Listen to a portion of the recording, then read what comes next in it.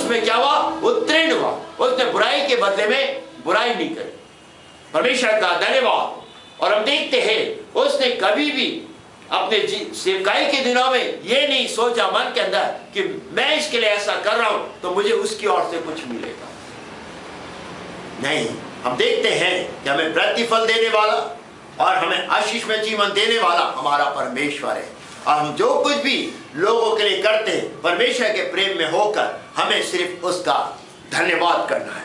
और फिर क्या कहता है कि और फूलता नहीं, बड़ाई नहीं करता और फूलता नहीं। हम किसी की हेल्प करने के बाद क्या करते, फूलते फिरते हैं, मैंने ऐसा करा तभी तो उसके लिए ऐसा हो, तभी ऐसा हो गया। अगर आपने कर डाला है तो तभी भी फूलिएगा नहीं। परमेश्वर का धन्यवाद। और अगर वो शख्स आपसे मुंह मोड़ता है तो आप हैं मैंने तो उसके लिए ऐसा करा था, फिर आपका प्रेम जो है परमेश्वर में जो खत्म हो जाएगा और आप जो आगे बढ़ रहे हैं आप शून्य पर आ जाएंगे। आप कहाँ जाएंगे, शून्य पर आ जाएंगे। और इसलिए लिखा है कि प्रेम फूलता नहीं है। फिर हम देखते हैं परमेश्वर के लिए प्रेम और पड़ोसी के लिए प्रेम प्राथमिक है। परमेश्वर से भी प्रेम करना है, अपने पड़ोसियों से भी प्रेम करना है।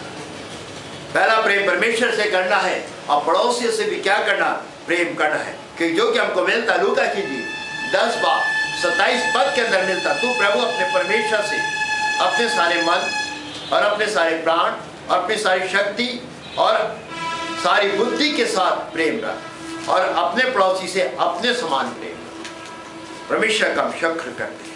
तो यहाँ पे लिखा हुआ वचन के अंदर कि अपने सारे मन और अपने सारे प्राण और अपनी सारी शक्ति, मतलब अपने मन के साथ, फिर अपने प्राण के साथ। परमेश्वर का धन्यवाद, उसकी स्तुति हो। प्रभु यीशु मसीह ने हमसे प्रेम करा और इसीलिए उसने अपने प्राणों की आहुति मेरे और आपके लिए।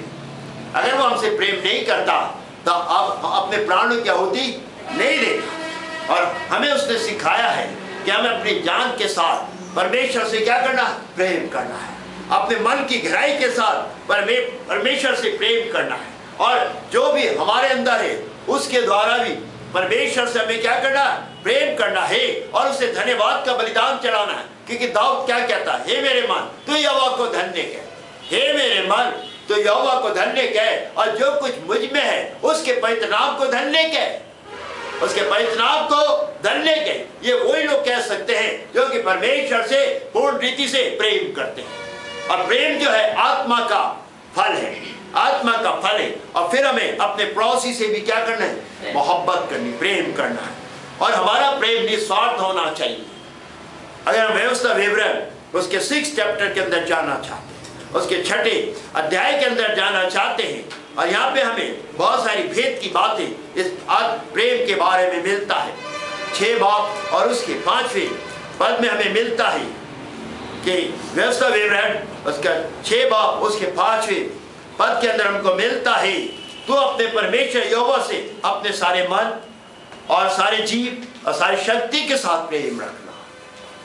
और हम देखते हैं कि ये परमेश्वर यहोवा की आज्ञा है, ये परमेश्वर यहोवा की आज्ञा है। और हम देखते हैं कि ये व्यवस्था का समय था और व्यवस्था के समय में भी परमेश्वर यहोवा की आज्ञा लोगों के लिए थी। और हम देखते हैं कि और ये एक बड़ी आज्ञा है, ये क्या है, एक बड़ी आज्ञा है। और हम इसे कह सकते हैं कि ये परमेश्वर की ओर से महा आज्ञा है। परमेश्वर का हम शुक्र करते हैं। और क्या लिखा, तो अपने परमेश्वर यहोवा से अपने सारे मन, अपने सारे जीव और सारी शक्ति के साथ प्रेम रखना, शक्ति के साथ प्रेम रखना। और हम देखते हैं और 6 वर्ष के अंदर कहता है, ये आज्ञा जो मैं आज तुझको सुनाता हूँ वो तेरे मन में बनी रहे। ये आज्ञाएं जो मैं तुझे सुनाता हूँ तेरे मन के अंदर बनी रहे। ये परमेश्वर की आज्ञा है कि हम क्या करें, प्रेम करें। और नए नियम में भी आकर देखते हैं कि आत्मा का फल है। और जिसके मन के अंदर परमेश्वर का प्रेम होता है वो प्रतिदिन प्रार्थना करता है कि परमेश्वर तू मुझे अपना जैसा मन दे दे। जब परमेश्वर जैसा मन आपके पास होगा तो आप लोगों से प्रेम करेंगे। लोगों से क्या करेंगे, प्रेम करेंगे। पत्रस से प्रभु यीशु मसीह ने कहा कि यदि तू मुझसे प्रेम करता है तो मेरी भेड़ों को चरा। मेरी भेड़ों को क्या कर, चरा। जब आप परमेश्वर से प्रेम करेंगे तभी आप उसके लोगों से प्रेम करने पाएंगे। हम लोगों की बुराइयों को ना देखें, हम लोगों की गलतियों को ना देखें, बल्कि अगर हम परमेश्वर की ओर से प्रतिफल पाना चाहते हैं तो हमें लोगों से भी क्या करना, प्रेम करना है लोगों से भी, क्योंकि प्रभु यीशु मसीह ने हमारी गलतियों को नहीं देखा। परमेश्वर का धन्यवाद हो, हमारी बुराइयों को नहीं देखा।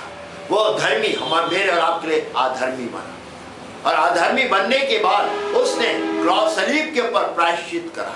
अगर वो हमसे प्रेम नहीं करता तो वो हमारे लिए हरगिज प्रायश्चित नहीं करता, और हमसे वो प्रेम करता है। हमसे क्या करता है, प्रेम करता है।